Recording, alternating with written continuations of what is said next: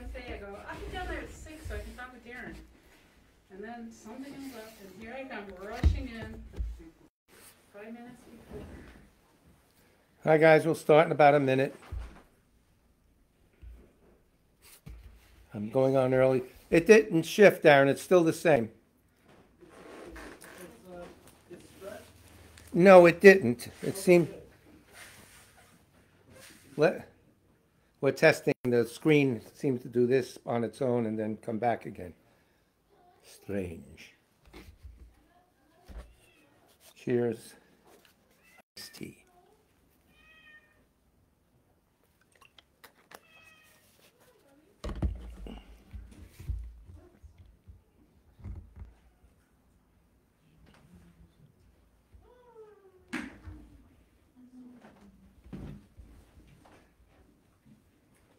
Good evening. It's 7 o'clock here in the northeast of the United States, and this is the Tibet Center, Kunchab Tarduling, a Buddhist meditation and study center located in New York City and northern New Jersey under the direction of His Eminence Chabje Ling Rinpoche, and also under the direction of Rato Khensa Thupten Lundup, also known as Geshe, Venerable Geshe Nicholas Freeland.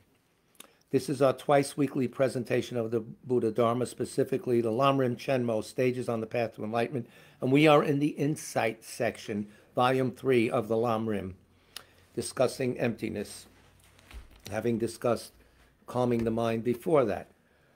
We'll also hear from Ajahn Chah, some very interesting statements. You'll like them, very practical. Any problems with the picture or sound, please text me or Darren Smith. If you want to have us pray for anyone when we do the Sutra, the Recollection of Three Jewels, anyone who's passed away in the recent past, put their names in the chat box. Do it as soon as possible. And tonight's class will tag with two things: the food for the heart, of Ajahn Chah, and then the 15th chapter of Volume 3 of the LAM. So that's how the class will go. So we'll start. Prayer for the spreading of the teachings. All our prayers are on the website in the FAQ section. By the force of the blessings of the non-fallacious three precious gems and of the truth of our pure selfless wishes, may the precious Buddhist teachings flourish and spread to the expanse of all areas throughout the length and breadth of the West. For all the people living here, together with their near ones, who have engaged in the teachings and have faith and respect for them, may all conditions adverse to their practice of the pure Dharma be dispelled, and an excellent collection of favorable conditions increase like the waxing moon. And especially for those who work on methods to accomplish the flourishing and spreading of the Victorious One's teachings, which are the source of benefit and happiness, may they never be oppressed by masses of interference and adverse conditions, and may this spontaneously happen just as we have hoped and wished. Carol left? Carol? The Heart Sutra. Thus have I heard once, the Blessed One was dwelling in the royal domain of the Vulture Peak Mountain, together with a big gathering of great monks and great bodhisattvas.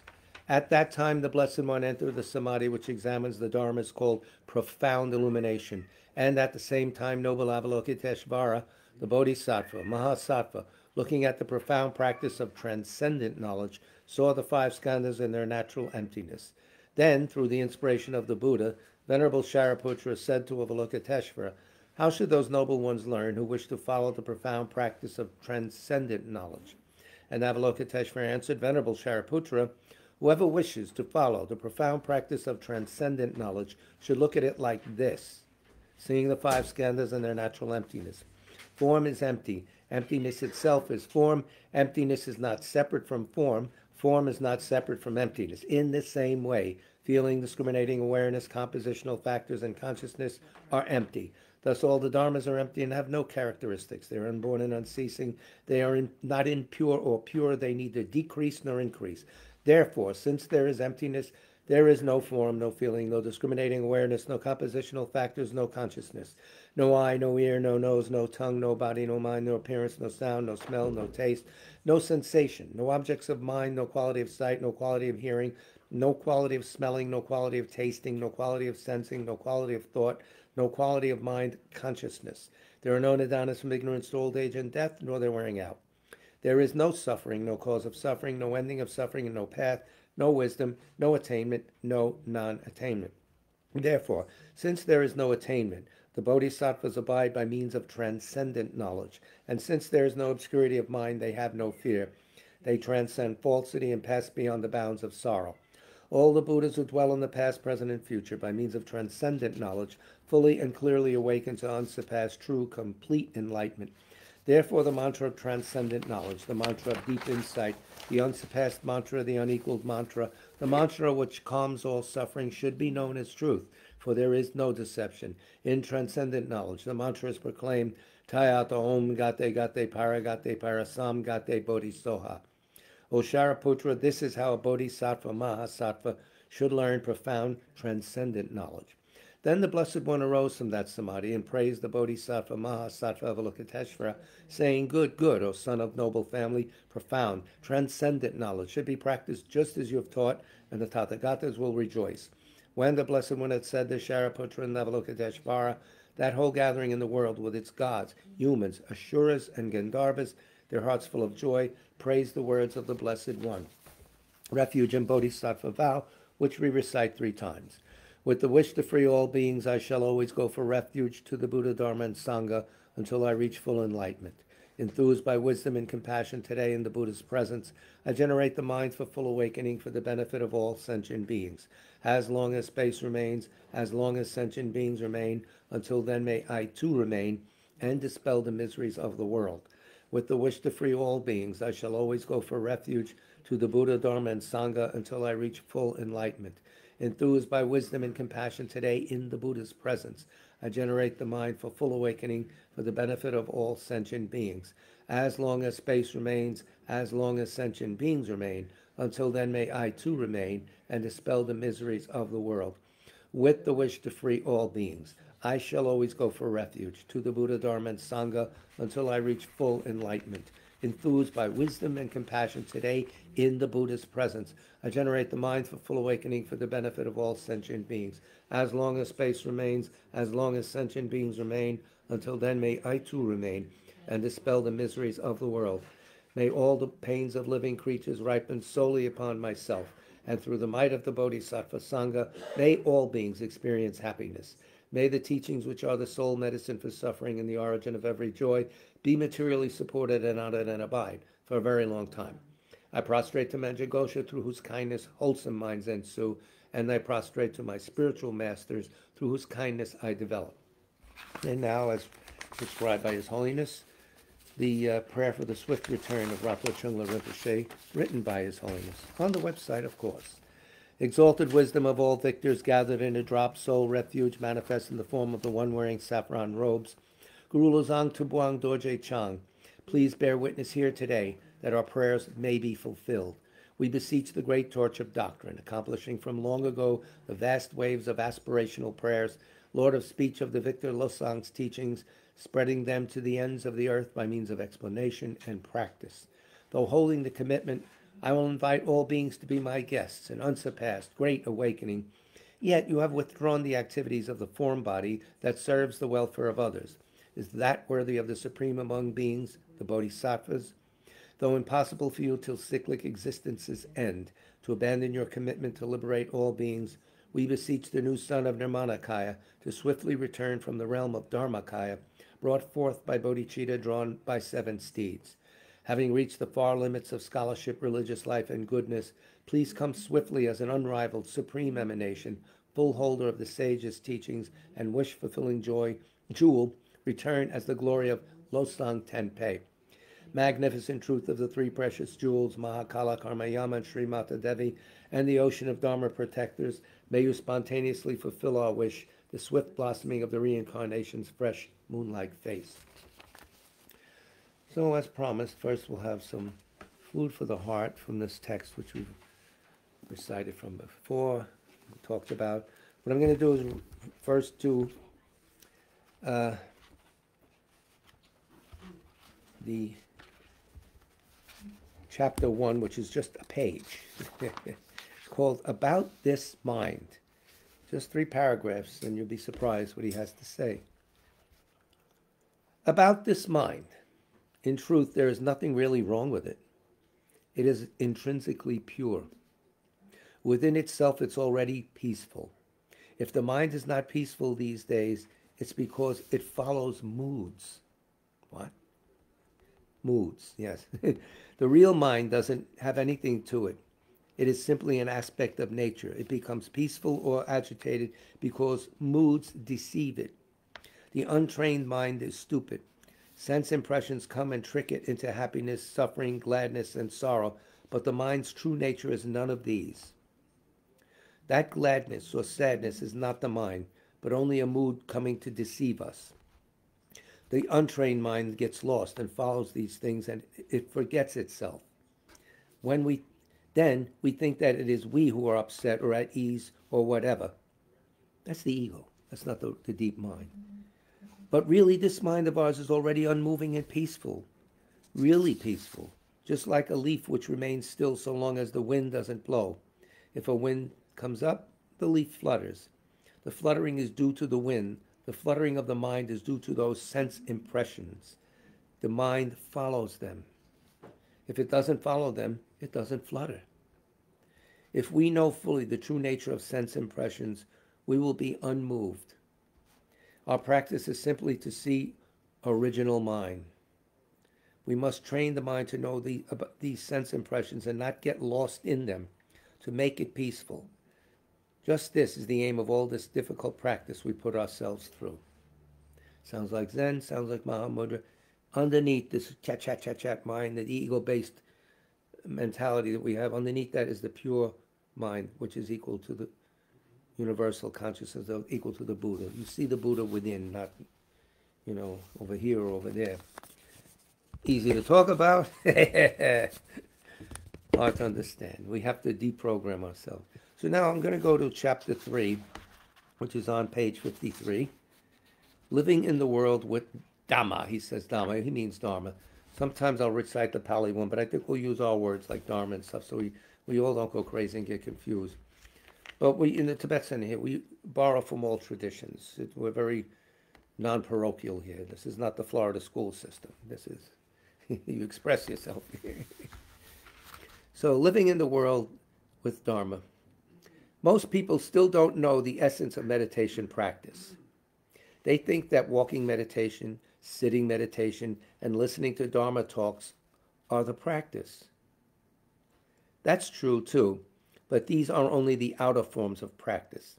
The real practice takes place when the mind encounters a sense object. That's the place to practice, where sense contact occurs. When people say things we don't like, there is a resentment. If they say things we like, we experience pleasure. Now, this is the place to practice. How are we going to practice with these things? This is the crucial point.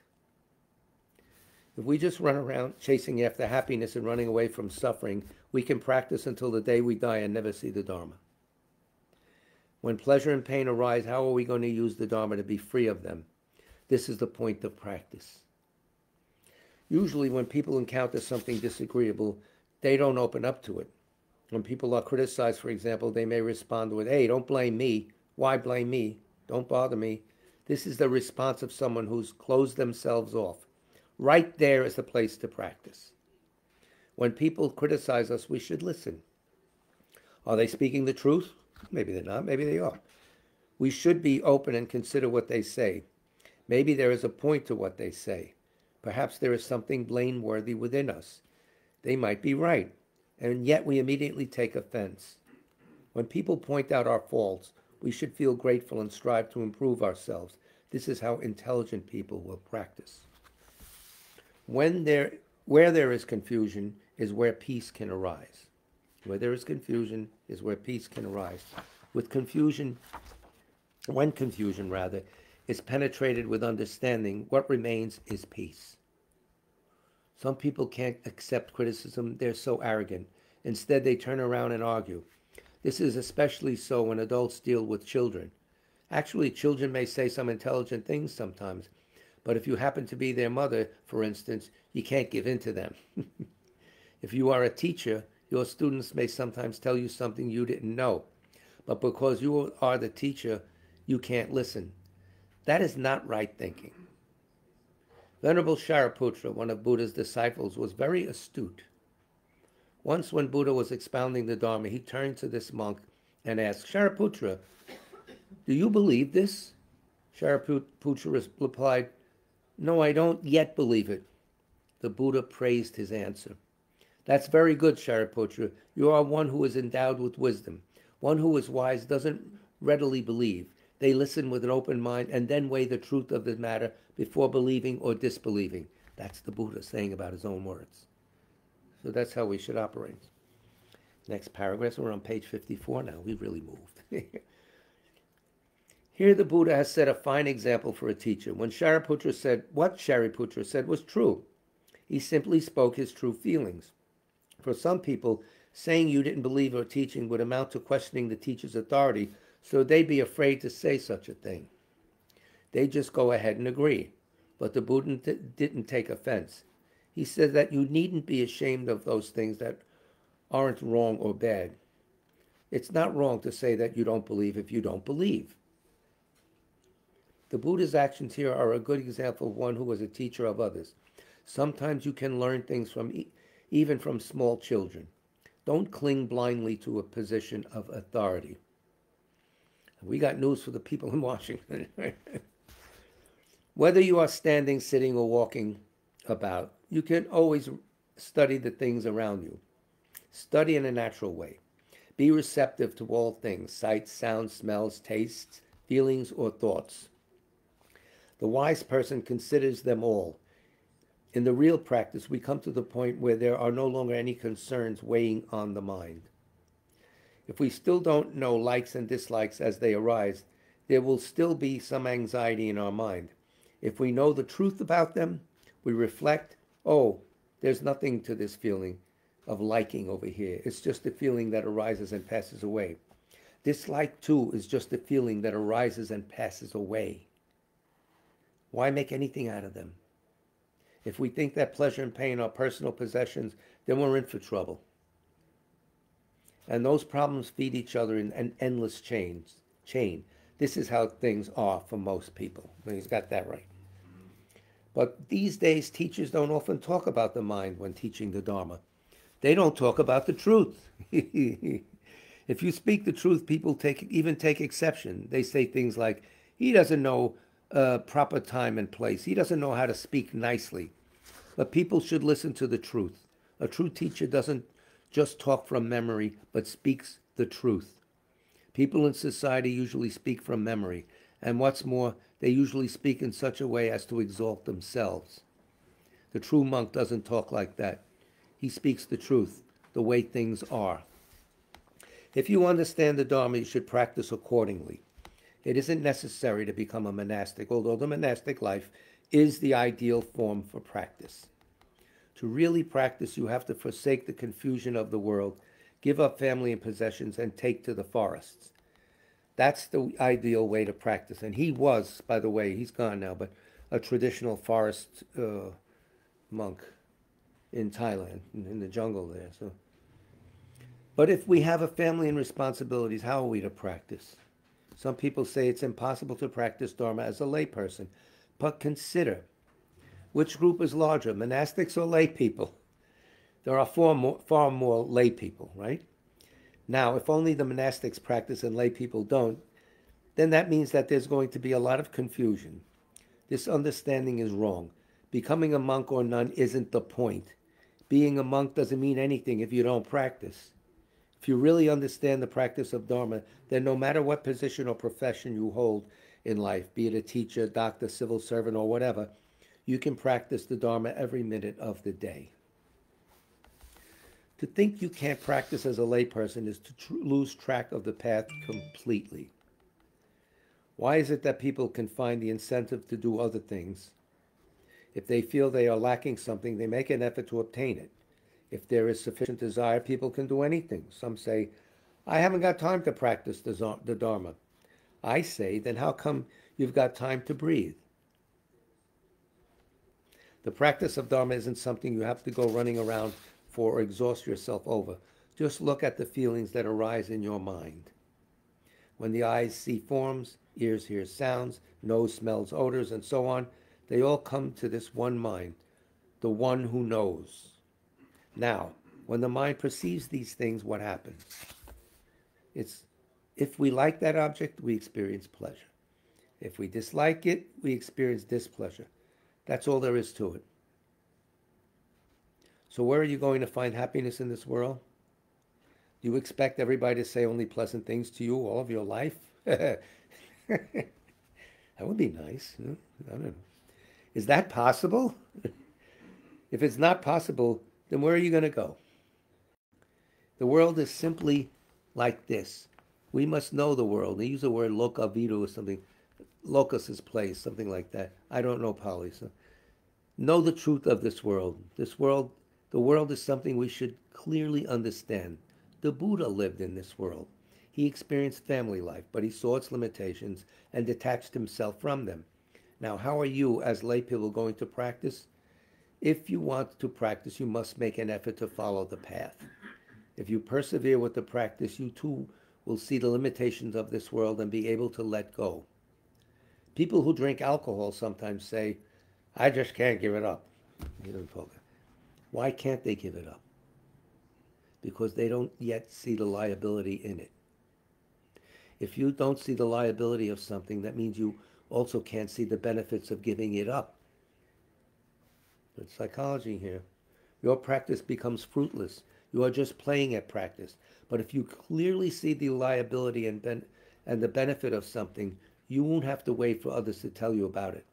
Consider the story of the fisherman who finds something in his fish trap. We're getting rural now. He knows something is in there. He can hear it flapping about inside. Thinking it's a fish, he reaches his hand into the trap only to find a different kind of animal.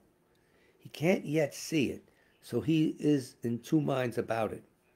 On one hand, it could be an eel, but then again, it could be a snake. If he throws it away, he may regret it. It could be an eel. On the other hand, if he holds onto it and it turns out to be a snake, it may bite him. He's caught in a state of doubt. His desire is so strong he holds on just in case it's an eel, but the minute he brings it out of and sees the striped skin, he throws it down straight away. He doesn't have to wait for someone to call out, it's a snake, let it go, because he knows. The sight of the snake tells him what to do much more clearly than words could do. Why? Because he sees the danger. Snakes can bite. Who has to tell him to let it go? In the same way, if we practice till we see things as they are, we won't meddle with things that are harmful. You got to see the liability. Okay? Next paragraph on page 56, by the way. People don't usually practice like this. They don't reflect on old age, sickness, and death. They only talk about non-aging and non-death, so they never develop the right feeling for Dharma practice. There's no such thing as non-aging and non-death, by the way. I just hate to, ruin your parade there. But anyway, they go and listen to Dharma talks, but they don't really listen. Sometimes I get invited to give talks at important functions, but it's a nuisance for me to go. He sounds just like Rato Chungla. It's a nuisance. When I look at the people gathered there, I can see that they haven't come to listen to the Dharma. Some smell of alcohol, some are smoking cigarettes, some are chatting. They don't look at all like people who have come out of faith in the Dharma. Giving talks at such places yields little fruit. People who are sunk in heedlessness tend to think things like, when is he ever going to stop talking? Can't do this, can't do that. He's always talking about that. And their minds just wander all over the place. Sometimes they even invite me to give a talk just for the sake of formality. Please give us a short Dharma talk, Venerable Sir. They don't want me to talk too much. It might annoy them. As soon as I hear people say this, I know what they're about. These people don't like listening to Dharma. It annoys them. If I just give a short talk, they won't understand. If you take only a little food, will that be enough? Sometimes I'm giving a talk, just warming up to the subject, and some drunkard will call out, okay, make way for the Venerable Sir, he's coming now, trying to drive me away. If I meet this kind of person, I get a lot of food for reflection. I get an insight into human nature. It's like a person who has a bottle filled with water and then asks for more. There's nowhere to put it. Pour any more in and it just overflows uselessly. It isn't worth the time and energy to teach such persons because their minds are already full.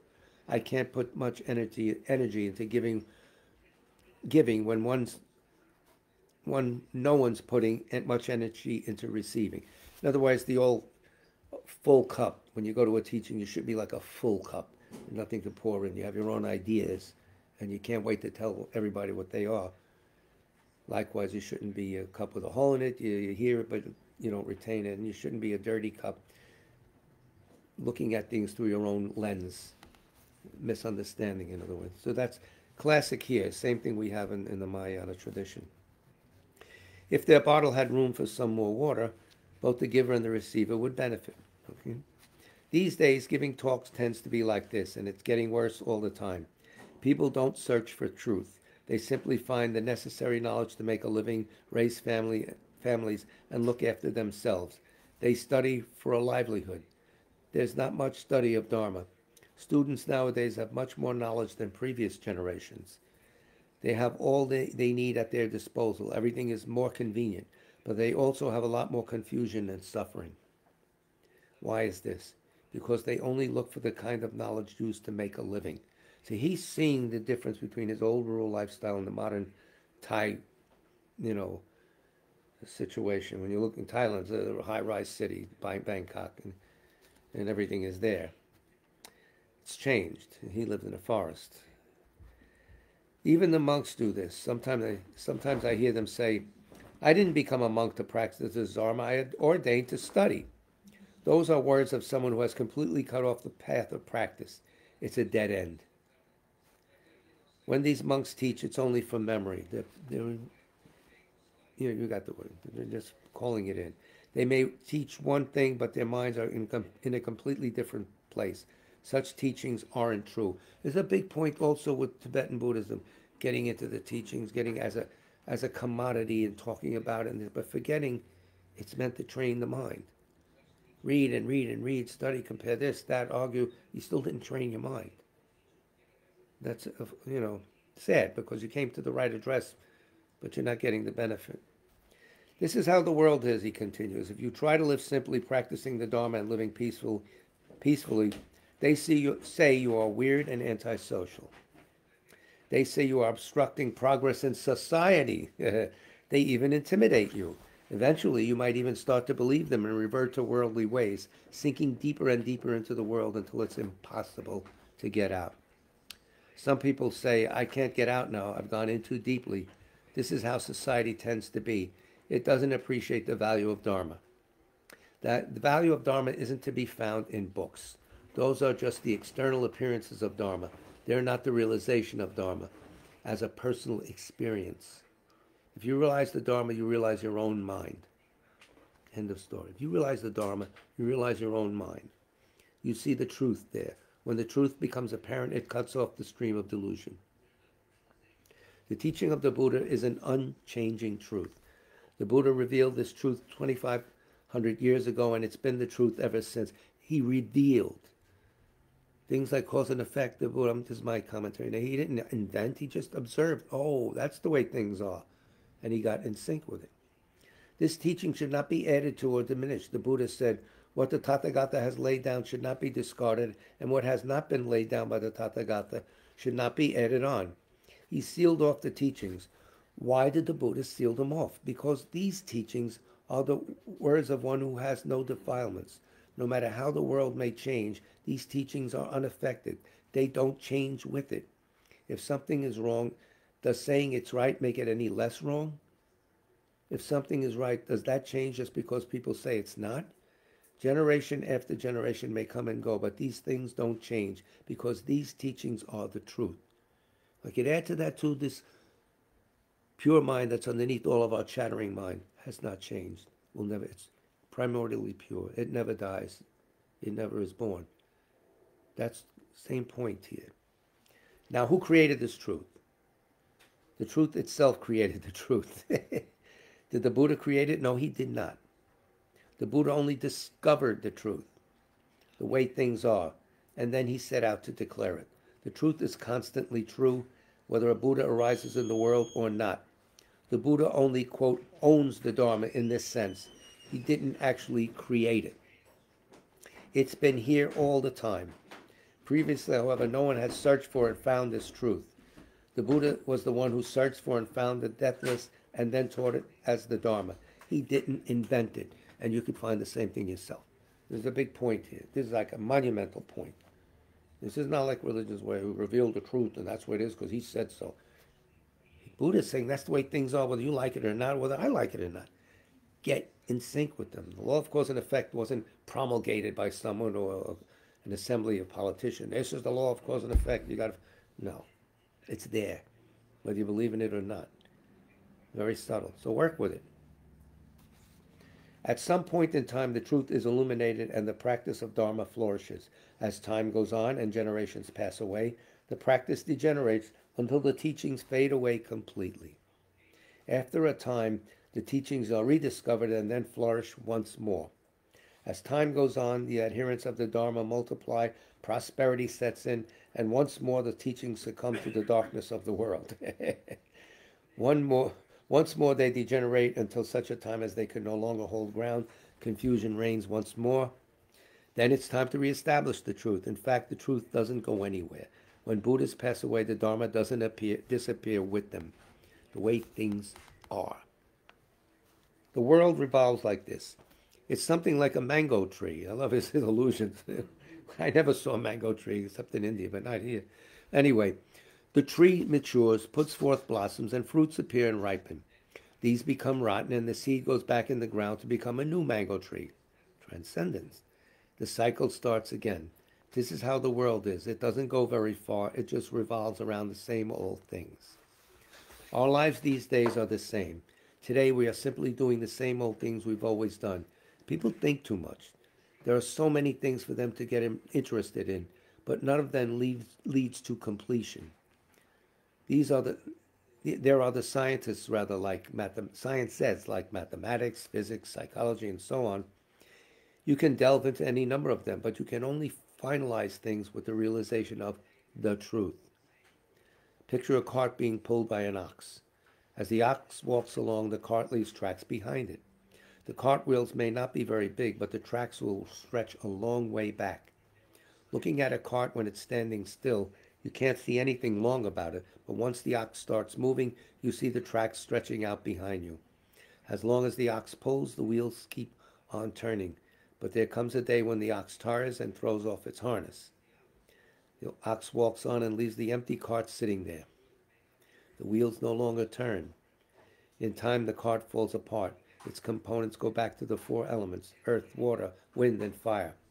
As you go searching for peace within the world, the wheels of your cart turn ceaselessly, and your tracks stretch endlessly behind you. As long as you follow the world, there's no stopping to rest. But if you clearly stop, the cart comes to rest. The wheels no longer turn. Creating bad karma is like this. As long as you follow the old ways, there is no stopping. If you stop, there is stopping. This is how we practice the Dharma.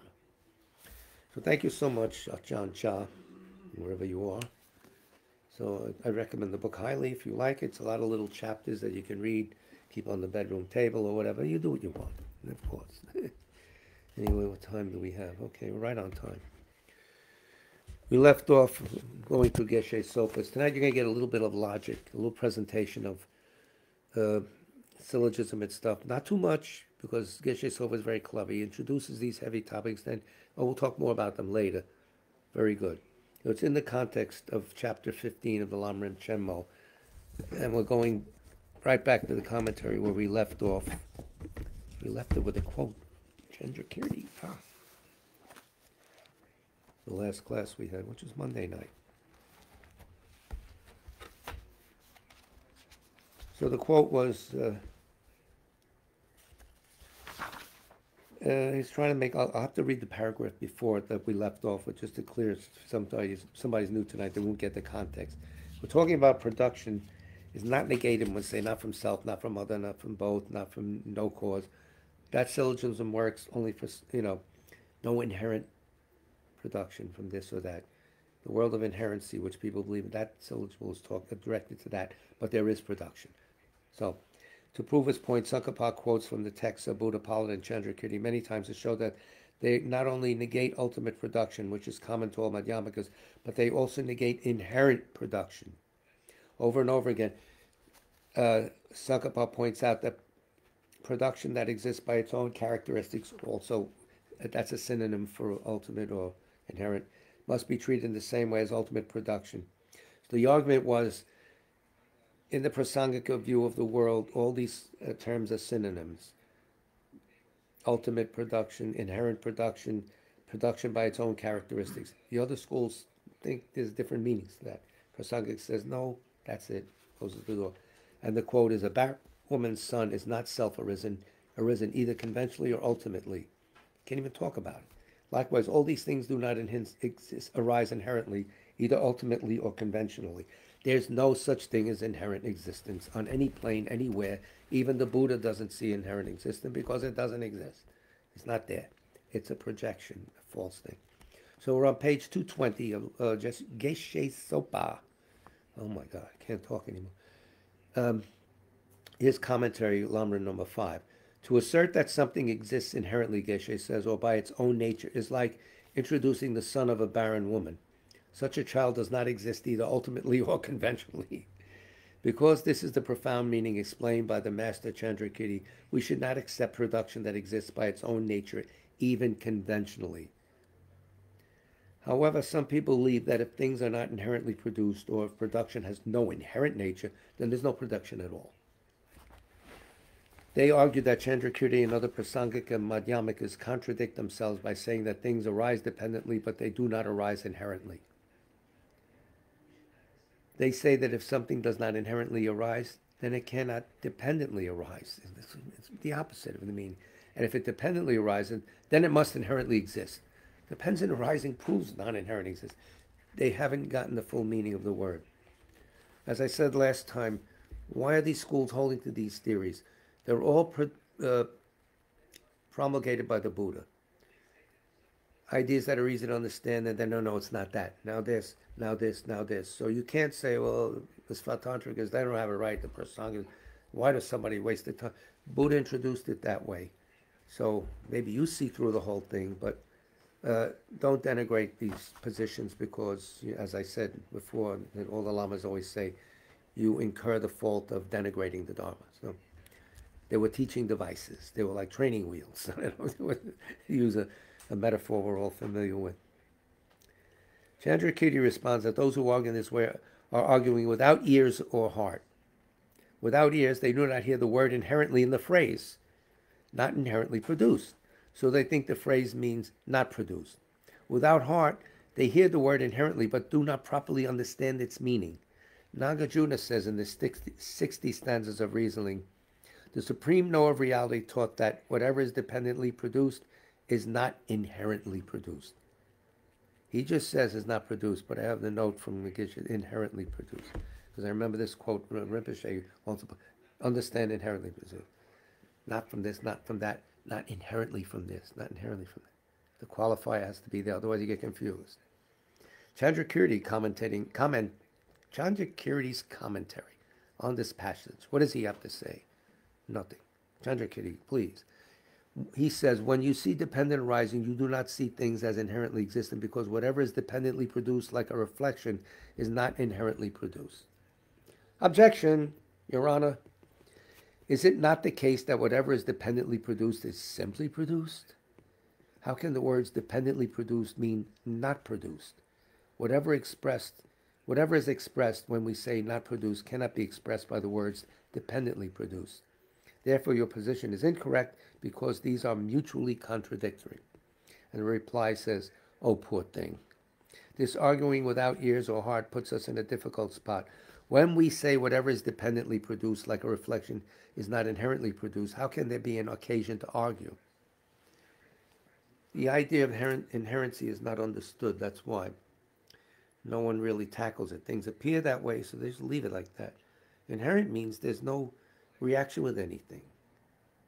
It's always there in one spot, never changing. Nothing like that in reality exists. Everything is in flux and motion. We go over this point a lot because it's important. On page 221, Geshe Soba continues, and I'm watching the clock. The reflection of a face in a mirror does not arise by itself. Even ordinary people understand that many causes and conditions come together to give rise to that reflection. Our eyes, light, the mirror, and someone's face before it. Now that's easy to handle, right? Similarly, dependently produced things exist, but they do not exist as they appear, that is, as inherently existent. There's the key to everything. We see appearances of inherent existence. We have to be untrained in that area, because that's where all this trouble starts, continues, and never ends unless we see through that. Furthermore, if something does not arise inherently, it means that it arises dependently. That's it. If it arises dependently, it means that it does not arise inherently. They're contradictory. Furthermore, if something does not arise, okay, if it arises dependently, it doesn't arise inherently. We got that, okay. The Madhyamika position is that inherently produced and dependently produced are contradictory. Very simple. The Madhyamika position is that inherently produced and dependently produced are contradictory. Take that to the bank. File it down. File it in your mind. Anyway, however, if an opponent does not hear the word inherently or does not understand its meaning, he or she will think that the Prasangikas are saying that produced and dependently produced are contradictory.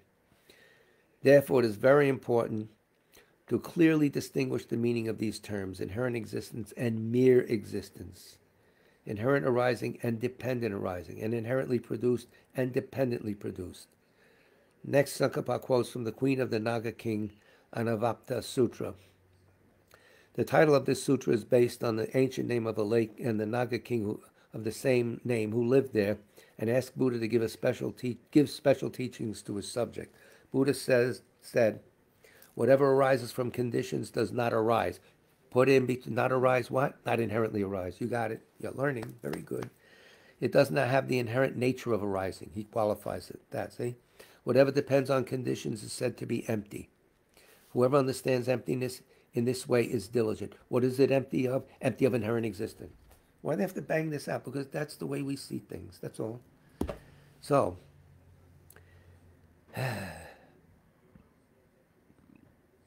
the first line of this stanza looks like a contradiction. How can whatever arises from conditions not arise?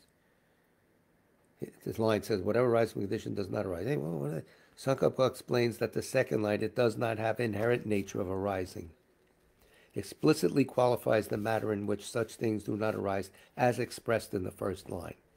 So the words in the first line, does not arise, are qualified by the second line to mean does not inherently arise. Thus the sutra is not saying that whatever arises from conditions is not produced in general. It means that whatever arises dependently from causes and conditions is not inherently produced, or does not inherently arise, and doesn't have any inherently existent production. However, those who do not understand this seems to think that the words of this sutra are contradictory. They proudly make exaggerated and contradictory announcements, such as, just as the arisen do not arise, just as the dependent are not dependent. What are they talking about? Maybe they're drinking, I don't know. When something is negated, a special qualification may need to be applied. This qualification may be applied in one place and not appear throughout the rest of the text, like the Heart Sutra. No this, no that, no that. In one of the parts of the Heart Sutra, it said inherently, and you should carry that meaning through everything. No, no, no, no, no. Why do they do that? Why don't they just say no inherent? Because no, no, no, no is a very sharp statement that cuts the assumption of inherent existence, the assumption that things exist the way we see them. No, no, no, no, no, what? What do you mean? Then you start to think. So it's a big teaching device. But you have to understand that's a qualified no. That's all. When something is negated, a special qualification may need to be applied. This qualification may be applied in one place and not appear throughout the rest of the text, as we just said. However, it should be understood to apply in every case. For example, when the Heart Sutra says in one place, perfectly see that even the five aggregates are empty of inherent existence, the qualification inherent is then understood to qualify every instance when the sutra says that things are empty or non-existent. In clear words, Chandrakirti quotes the descent into Lanka Sutra, the Lankavatara Sutra, to answer the question of whether the qualification ultimate should be applied to the negation of production from the four alternatives. In the sutra, Buddha says to Manjushri, O great wise one, thinking that things do not arise inherently, I said that all phenomena do not arise. So he's over and over again banging the same point. It's important because as long as we're carrying around the knee-jerk reaction that things we see, hear, taste, touch, etc. are inherently existent, we're going to have trouble. I have, we all have, and it's hard to get out of that situation. You start with this, but then you have to internalize the meaning and start going around and see how logically what you think is appearing to you can't possibly. You have to bring it to the personal level for it to work. Otherwise, it's just an academic talk like this. It's like every boring philosophy class you fell asleep in. You were fortunate enough to go to school. The meaning of the statement was already given briefly above. A detailed discussion of whether the qualification ultimately should be applied in all cases will appear later in the context of the Svatantrika Prasangika debate on this matter. I can't wait. Oh, I could, actually. In summary, the Prasangika Madhyamikas established cause and effect while accepting everything to be empty of inherent existence, the only way you can have cause and effect. However, their opponents try to show that the Prasangika view implies a contradiction. They say that if things are not inherently existent, then you cannot establish cause and effect. Tsong-kha-pa says that all these attempted refutations put forward by the opponents do not succeed in refuting Chandrakirti and his followers. So there. To understand Tsong-kha-pa's point here, you have to know something about Buddhist logic, and here it comes. Take your Tylenol, whatever you take. Your Jack Daniels, I don't care. A proof statement is a type of syllogism. It's very simple now. You can follow. A syllogism has the form A is B because of C. For example, D. Okay? Sound is impermanent because it's a product, like mayonnaise. It's anything. The example. You don't have to even have the example. If someone has explicitly realized this inference and yet also implicitly accept the view that A is not B, then you can reveal this contradiction to him and negate his wrong views by using a refuting consequence. So when do you use a syllogism? When do you use a consequence? Thought never occurred to me, but until I met Buddhism. Anyway, in general, a refuting consequence is used to uproot a wrong view that the opponent holds tightly. A consequence. If you're really holding it tightly, you have to use consequences. And a syllogism is used to prove a correct view about which the opponent has some doubt. They're on the fence. So a syllogism is kindly saying, no, that's what it has to be like that. More gentle. But the consequence is a little more rough. You said this, and that, so that means this happens. Come on. I can hear them screaming at each other. I'm glad I'm not there. So it's easy. You use a consequence when the person is stuck in their view. You use a syllogism when the person is on the fence. Very simple. I simplified it a lot, but I don't think I went far from the meaning. That's how I think about it. Anyway, a refuting consequence shows the opponent by accepting certain premises which he wishes to accept, he or she. They're the one that brought it up. They're therefore committed to accepting certain conclusions that follow from those premises and that contradict his or her own views. They always say in debate, well, you should this and this. It follows that. They always use those words. It follows that. I'm told. I don't know the word in Tibetan. Someone probably does. So. Even though the opponent does not want to accept these consequences, he or she is impelled to do because they follow from what he or she asserts. It's automatic. Oh, yeah. It should be an oh, yeah moment. Or maybe it's an oh, you know what moment. The unwelcome consequences entailed by his view function to disprove his view or her view, whatever. Oh, I see. Because I said this and that, that's automatic. Then I am wrong. Very simple. Very nice. I could see this happening in Congress. I doubt it. An opponent may object to a refuting consequence, but if it is correct, then he or she can't disprove it. However, sometimes in debate, a person may put forward a refuting consequence that is logically incorrect. It doesn't follow from that. Oh, there's the argument there. Such a fallacious refuting consequence can be disproved. In general, the height of fallacious consequential reasoning is when one's own analytical argument aimed at refuting one's opponent can be turned back and applied in its entirety to oneself. For this demonstrates that one's argument is fallacious in the first place. That is what is happening here. The opponent's argument that the Prasangika Madhyamika view is contradicted by an examination of whether or not things can withstand ultimate analysis can be turned back against them and applied to them.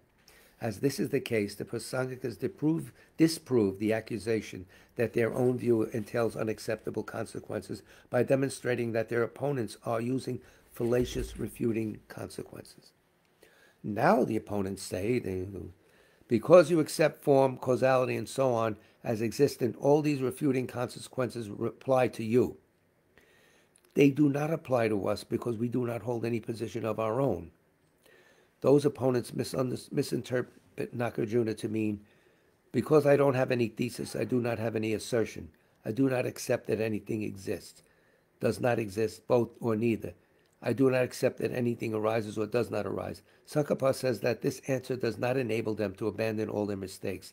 This will be shown in detail later, stay tuned, when discussing whether Madhyamika analysis should use consequences or autonomous syllogism. But you got a little taste of it now. You're not getting deep into the water. So, the distinguishing feature of the Madhyamika, Geshe Sopa says, cannot be disproved. This is the heading of his next section. By negating things from the perspective of the four alternatives. So those four alternatives, as a matter of fact, are limited in what they can negate or not negate.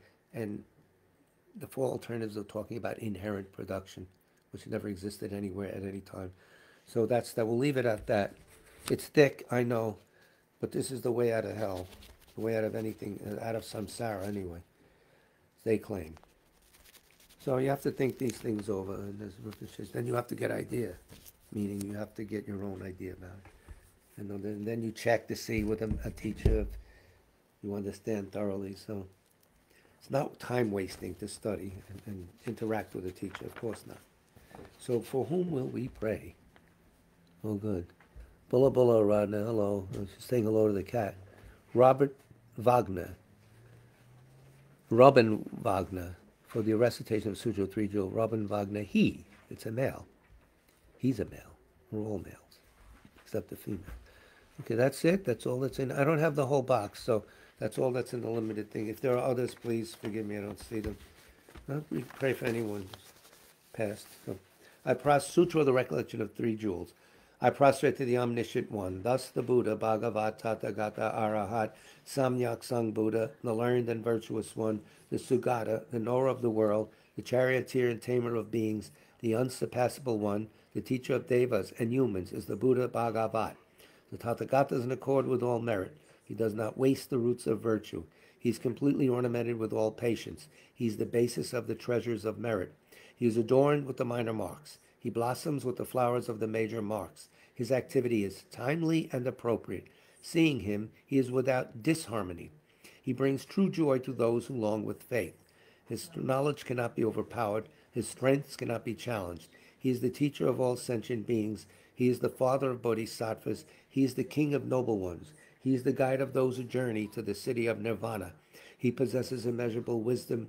He possesses inconceivable confidence. His speech is completely pure. His melody is pleasing. One never has enough of seeing him. His form is incomparable. He's not stained by the realm of desire. He's not stained by the realm of form. He's not affected by the formless realm. He is completely liberated from suffering. He is completely and utterly liberated from the skandhas. He is not possessed with dhatus. His ayatanas are controlled.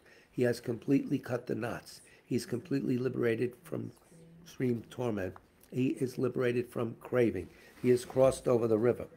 He is perfected in all the wisdoms. He abides in the wisdom of the Buddha Bhagavats, who arise in the past, present, and future.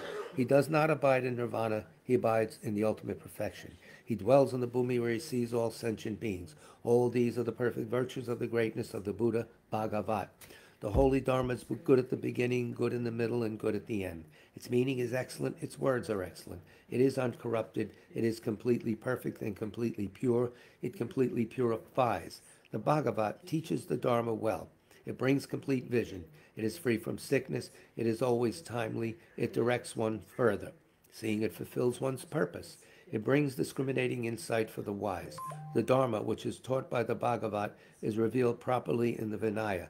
It is renunciation. It causes one to arrive at perfect enlightenment. It is without contradiction. It is pithy. It is trustworthy and puts an end to the journey. As for the Sangha of the great Yana, they enter completely, they enter insightfully, they enter straightforwardly, they enter harmoniously. They are worthy of veneration with joined palms. They are worthy of receiving prostration. They are a field of glorious merit. They are completely capable of receiving all gifts. They are an object of generosity. They are a great object of complete generosity.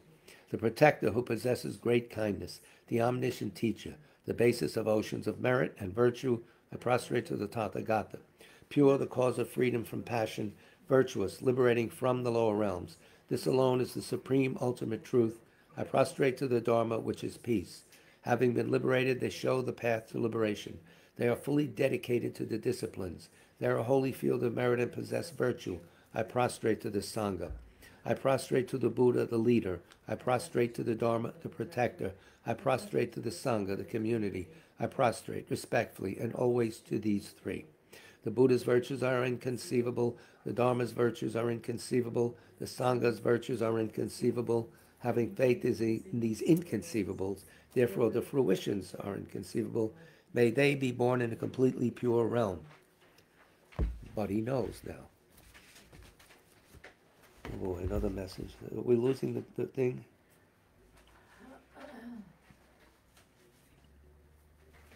All right. As a further cause for the quick return of Rato Chungla Rinpoche's Holiness Dalai Lama recommends that we say the prayer and praise of Tsong-kha-pa, prayer for the flourishing of Tsong-kha-pa's teachings, rather. So we'll do that now, on the website, of course. Though he is the father, producer of all conquerors, as a conqueror's son, he produced the thought of upholding the conqueror's dharma in infinite worlds. Through this truth, may the conqueror Losang's teachings flourish. Whenever you are in the presence of Buddha Indraketu, he made his vow. The conqueror and his offspring praised this powerful courage. Through this truth, may the conqueror Losang's teachings flourish. That the lineage of pure view and conduct might spread, he offered a white crystal rosary to the sage, who gave him a conch and prophesied. Through this truth, may the conqueror Losang's teachings flourish. His pure view free of eternity or destruction. His pure meditation cleansed of dark fading and fog.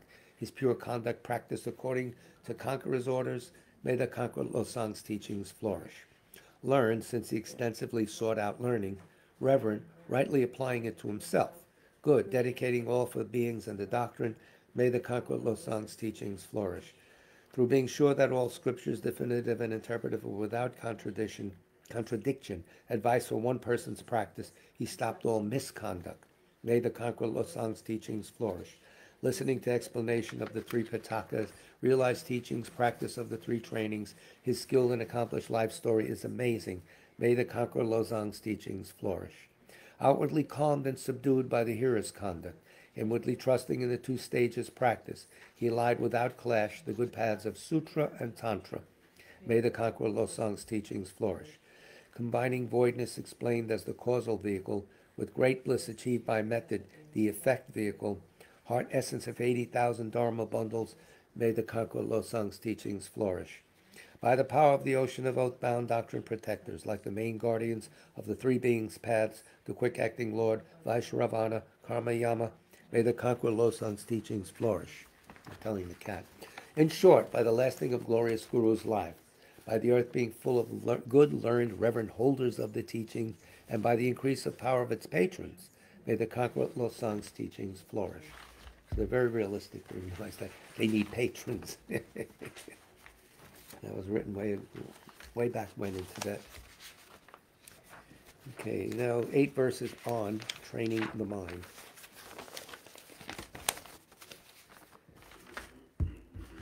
With the determination to accomplish the highest welfare of all sentient beings who surpass even a wish-granting jewel, I will learn to hold them supremely dear. Whenever I associate with others, I will learn to think of myself as the lowest amongst all, and respectfully hold others to be supreme from the very depths of my heart. In all actions I will learn to search into my mind, and as soon as a disturbing emotion arises, endangering myself and others, I will firmly face and avert it. I will learn to cherish ill-natured beings, and those oppressed by strong misdeeds and sufferings, as if I had found a precious treasure difficult to find. When others out of jealousy treat me badly with abuse, slander, and so on, I will learn to take all loss and offer the victory to them. When the one whom I benefited with great hope unreasonably hurts me very badly, I will learn to view that person as an excellent spiritual guide. In short, I will learn to offer to everyone without exception all help and happiness directly and indirectly, and respectfully take upon myself all harm and suffering of my mothers. I will learn to keep all these practices undefiled by the stains of the 8 worldly concerns, and by understanding all phenomena as like illusions, be released from the bondage of attachment. Our next presentation will be Saturday afternoon at 1 o'clock. At the parsonage here in South Orange. You can attend. It's the White Terrace Sadhana, which we've been doing since '82. We're still here. Sadhana for long life. Maybe it's time to, I don't know. Anyway, everyone is welcome. It's a program that lasts about 45, 50 minutes, and then there's lunch, and there's a silent half hour at 3 o'clock. You could stay for all of it, part of it, whatever. Thank you very much for your kind, patient attention. This is a very difficult subject, I understand. So, thank you so much. Big love to all of you.